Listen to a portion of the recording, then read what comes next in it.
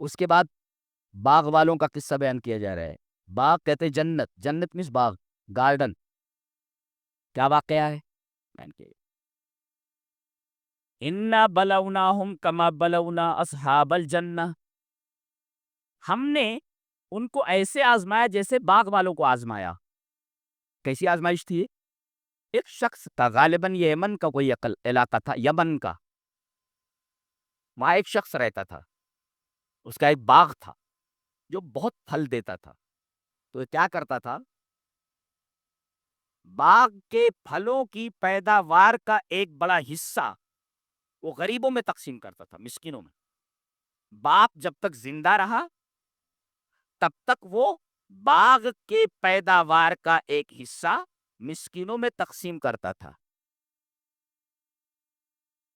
اور باقاعدہ پھل نکالا جاتا تھا، یہ مسکینوں کو اپنے ساتھ لے جاتا تھا، اور وہیں پر انہیں باغ کا وہ پھل دے دیا کرتا تھا.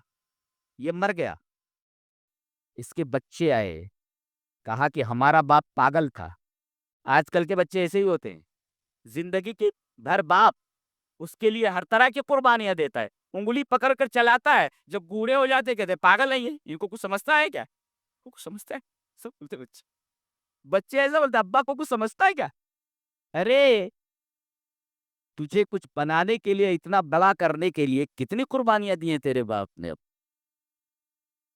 رات کا سکون اور دن کا چین تیرے اوپر قربان کر دیا ہے. اپنی انگلیاں پکڑ تو تجھے چلایا ہے، تجھے چلنا نہیں آتا تھا. اب تو بڑا ہو گیا تو کہتا کہ ابا کو کیا سمجھے، ابا کو کیا سمجھتا. یہ ایسے بچے ہیں، یہ ایسے بچے تھے. بولے ابا کو کیا سمجھتا، ابا پاگل تھے. محنت کریں ہم،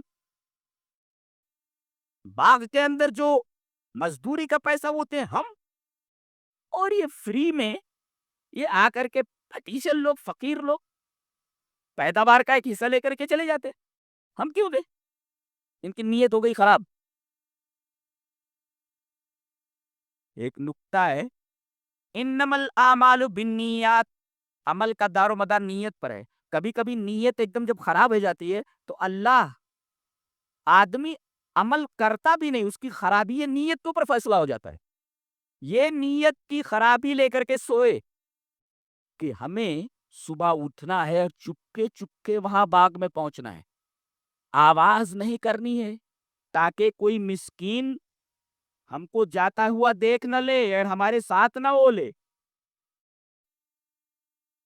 نیت کی خرابی کے ساتھ سوئے دیکھو. اور اس کے بعد فطاف علیہا طائف من ربک وہم نائمون. نائم مانے سویا ہوا، سوئے ہوئے تھے، باغ پر اللہ کا عذاب آ گیا اور باغ پر وہ عذاب گھوم گیا، پورا باغ تباہ ہو گیا.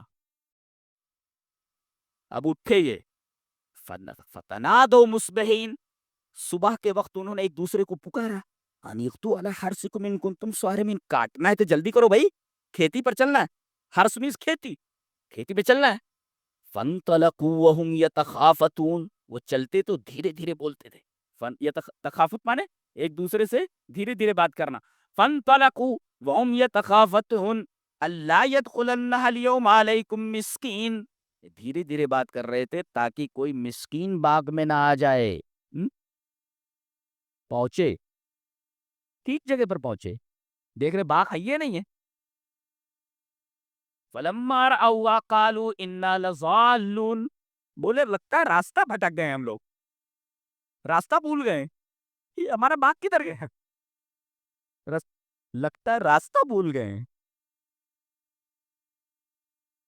تو اس میں سے جو ہوشیار تھا، کہتے کہ 3 بیٹے تھے، ان میں سے بیچ والا تھا، اور بعض لوگ کہتے جو سب سے ہوشیار تھا، وہ کہنے لگا ارے راستہ واسطہ کچھ نہیں بھولیں، الم اقل لکم لولا تسبحون، میں نے نہیں کہا تھا کہ اللہ کی تسبیح بیان کرو، تم اپنی نیت خراب کر کے سوئے تھے. اب لوگ کہنے لگے قالوا سبحان ربنا انا كنا ظالمین، ہمارا رب پاک ہے، ہم ظالم ہیں. اللہ اکبر. فاقبل بعضهم على بعض يتلاومون، پھر وہ ایک دوسرے کو ملامت کرنے لگے. یہ آدمی کا مزاج ہے، جب 2-3 آدمی کسی کام میں شریک ہوں اور کام بگڑ جائے تو اس کام کے بگڑنے کی ذمہ داری ہر ایک دوسرے کے اوپر ڈالنے کی کوشش کرتا ہے، کوئی اپنے اوپر لیتا نہیں ہے۔ یہ قرآن بتاتا ہے فَأَقْبَلَ بَعْضُهُمْ عَلَىٰ بَعْضٍ يَتَلَاوَمُونَ، ہر ایک دوسرے کو ملامت کرتا۔ وہ بیچ والا بولتا ہے میں نے نہیں کہا تھا، ارے کہاں بولے تھے تم کہاں بولے تھے؟